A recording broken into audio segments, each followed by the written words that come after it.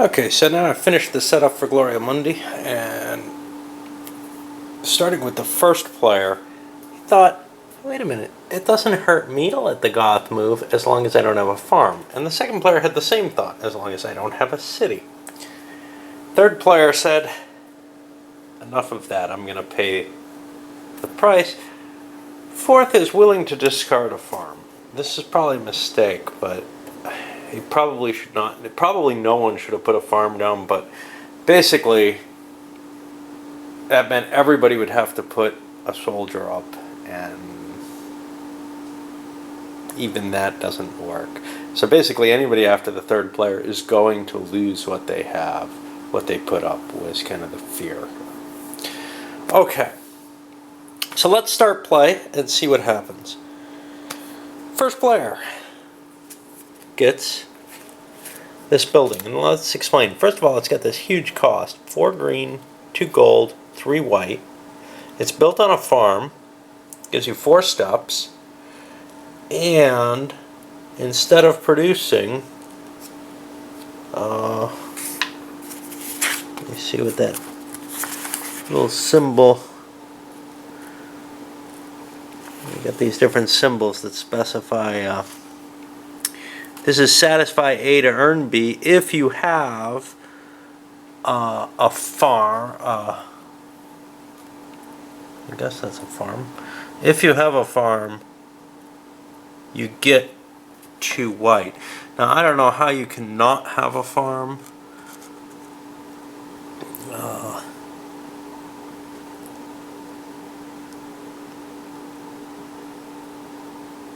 Instead he earns the resource or objects. Oh, this is a quantity thing. So for example, in the example on the left below, the player gets 1 glory for each other piece card in the player's area. Yeah. So each farm that you have, you get 2 white cubes. That's a pretty cool card. Unfortunately, he's nowhere near being able to buy that. In fact, that may fall off before anybody gets production. We'll see. It's going to be an expensive thing. So now he has to play a production card. Now he looks at the board and says, I'm the only person who gets a bonus. I'm going to play a gold card. Gold cities produce. I get 2 because I have 2. And no one else has any. Lucky me, lucky me. That's how he activates those cards that he has to. Now he could buy a building card, but he doesn't have anywhere near the cash, and we know that. And finally, he can pay tribute to the Goth. He doesn't want to. He'll let the Goth move. Goth move to a green space, going around the board. Oh, no. Horrible. So that's the first player. Let's do another one, I guess, because I want to see a little bit more. Okay, how about the second player? Second player, same kind of issue. He gets a new building in the forum. Well, this one looks expensive too.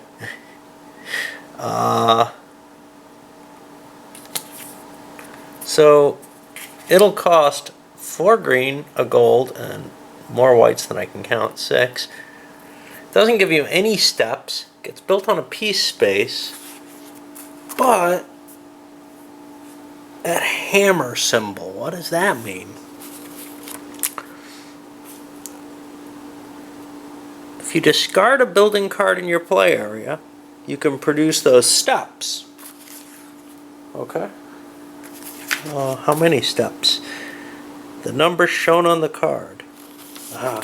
So you can discard buildings to get the steps that they produced back again. Okay, that's cool. This guy's in an interesting position. He figures he'll take the same thinking that the first player did and trigger off a white build. So he gets 2 white production because he has 2 cards. And the third player gets 1. I think it doesn't make a lot of sense to follow every play of every player, So let's step back and I'll do a little bit more. But let's go to the Goth side. He still can't afford any cards. The Goth moves, and the Goth is going to destroy a city. Well, he doesn't have one. None of these have one. Oh, the first player who thought he was being so clever ends up losing one of his locations. Alright, we'll go on to the third player, and I'll start playing and come back as things have moved on a little bit. Now, the third player is the first one in a position. He produced white as well. He wants to actually bribe the Goth. He doesn't want to have to pay. Now, this has just allowed him to trade one resource for one of his production that he would have lost had he allowed the Goth to move. And now someone else would have to trigger that loss. Now this guy's in an excellent position where he can play a gold card and trigger losses on other people, which he's probably going to do. Why don't we take a look at that? Yeah, I know. I didn't skip much at all, right? Okay, so the first thing we do is a card comes up, and that's a kind of cheap card. That's a wall. It only costs a gold, 2 white, and a green. And what that's going to do is you can activate it when the Goth moves, and you can discard the wall to protect one of your production cards that it's sitting on. Now this production card can only sit on a soldier. So I think that's what he's got to be built on. No, that's not clear.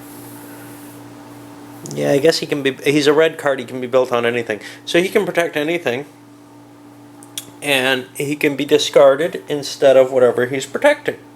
Okay, that's kind of a cool card. Its cost isn't too bad, except for that 5 extra lump. He doesn't want to pay that. So let's go to his little strategy piece, which is he's got to play a production card, and he'll play himself a city. That gets him a gold, and that gets the first player a gold. Fair enough.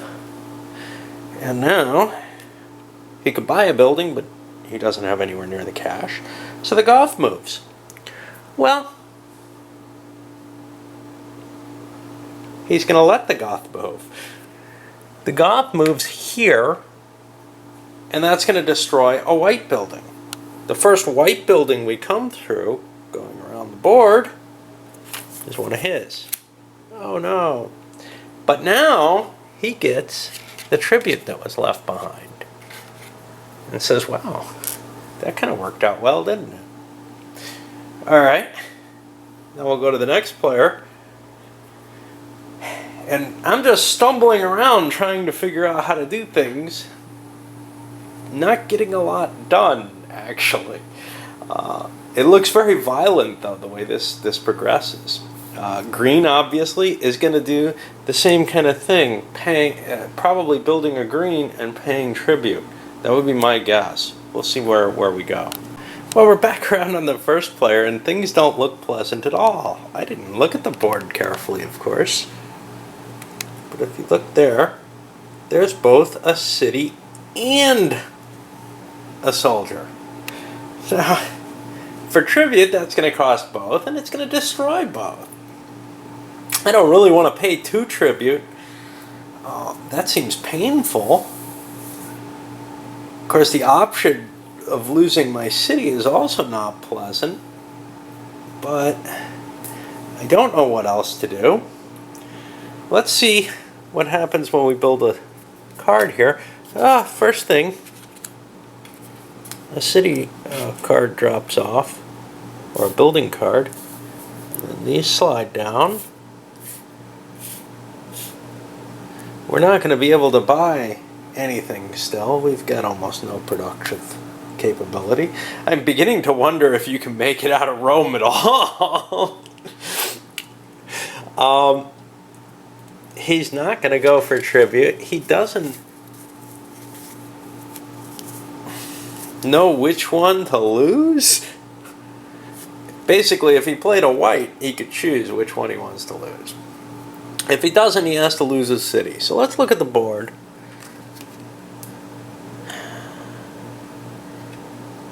One, two, three, four, five.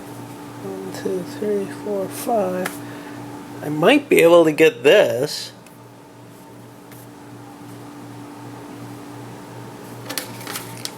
So indeed, I will play a white card.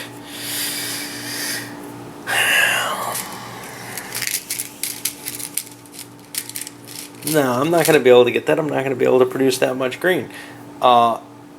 Purple chits, which you may have wondered about, they're kind of wild card chits. We haven't seen anything that produces them yet, but I assume some of the buildings will. So if I can't get that, and I feel like I've been at a disadvantage in... At least I have a lot of green cards. I'll play a green card instead of the white one. And that means production goes out. I get 1 for my 1 green.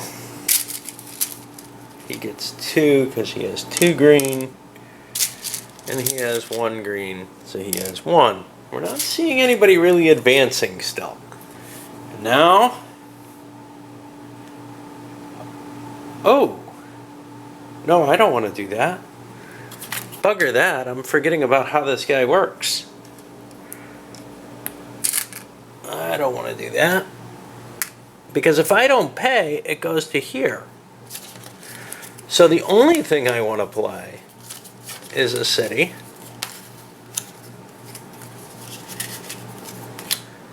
Now I've got this worry that by doing this I'm going to be behind. I'm not going to get things that I need at other times. But I get 2 gold for my city, which makes me happy. Somebody else gets 1. And I'm not going to pay the Goth. The Goth goes to here. And a green and a white have to be discarded. Well, this guy's got a white. Away it goes.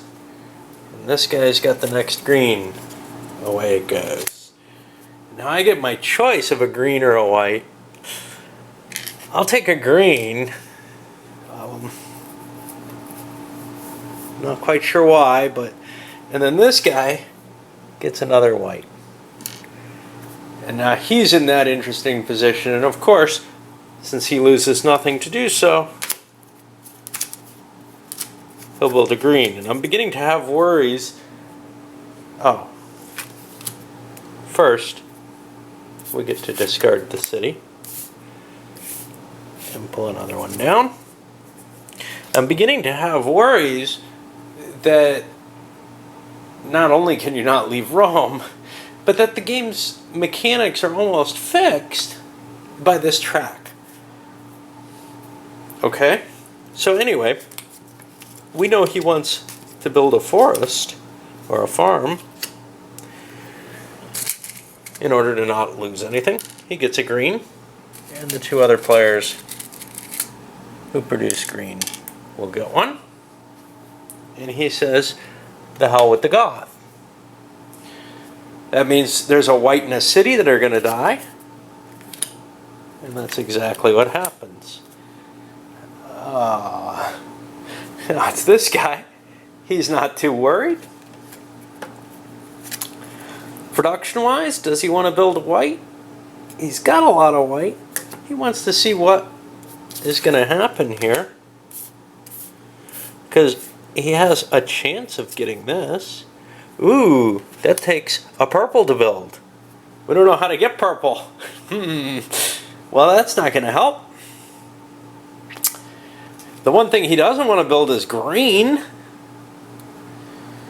I think he's going to go... Oh, boy. With gold, even though he could produce a decent amount of white, because he's afraid that no one else has white for quite a ways, and he might take a loss early on there. A loss that other people wouldn't take. So he gets a gold. And this buddy over here gets a couple gold, which is great. He's beginning to pile up enough he could build something with, maybe if something comes around to him. Alright. And now we Goth. And we Goth there, and that's a green space. And this guy loses his property. This is interesting. Alright. Now we're on this guy. And I'll follow, I'm going to break for a little bit, come back when we get to the end of the line and see what happened. Well, we didn't make it quite to the end. We're only on this guy. This guy built his green and made the Goth go. This guy says, I have enough points to build something. And damn it, I'm going to win the game off this. He's got 2 gold, 1 green, 1 white. It's enough for a wall. He could build this, except he didn't have the 1 extra. He's going to build a wall around his city that he just built. That gives him 2 steps, though, which may be enough to win the game the way we've been seeing things go. I don't know. And then he gets to activate the Goth, who kills a white and a green. Well, this guy has his choice between white and green.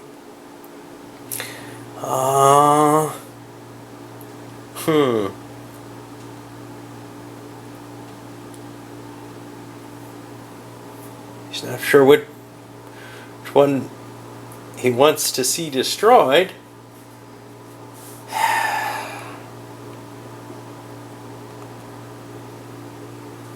He's got more green cards than white. He's got more green production than white.